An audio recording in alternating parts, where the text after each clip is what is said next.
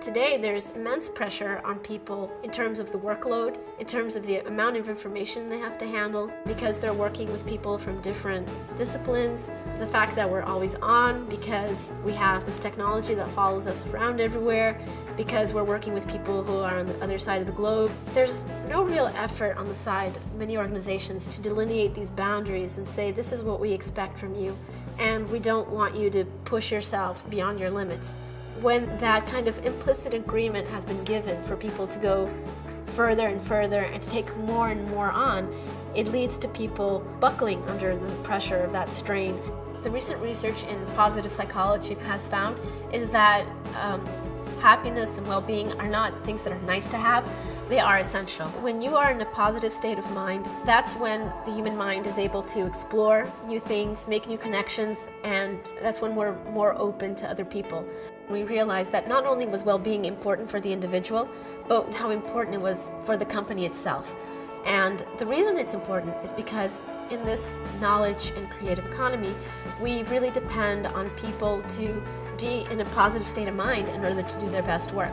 When you say well-being, they might associate it with a spa or going on vacation or being on a yoga mat, but those ideas are very escapist.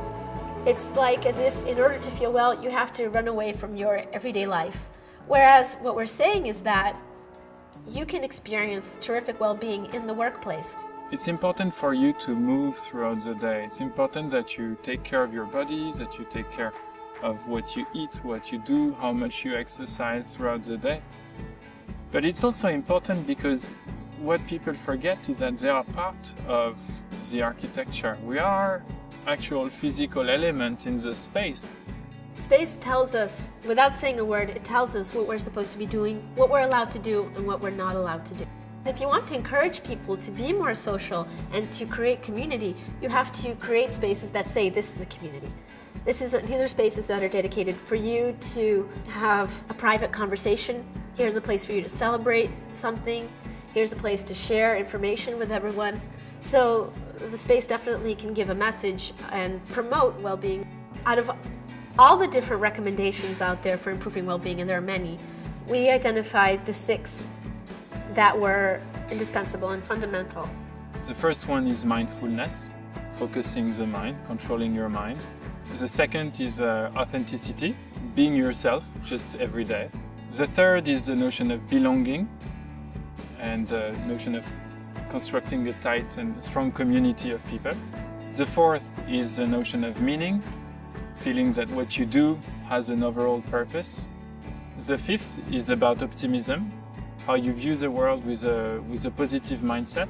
And the last one is about vitality, which is what you do to make your body healthy and to also try to bring your body and your mind more often together as a whole. A lot of researchers have been focusing on trying to understand not just the preventative side, how do we avoid people getting stressed out, burned out, and injured, but how do you take someone from not -5 to 0, but from 0 to 10?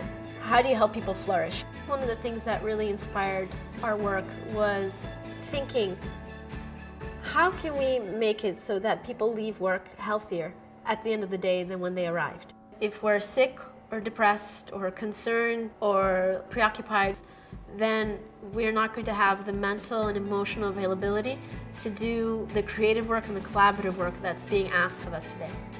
Well-being is really the core today because what organizations are asking people to do is to really give themselves, and we can only give ourselves if we're well.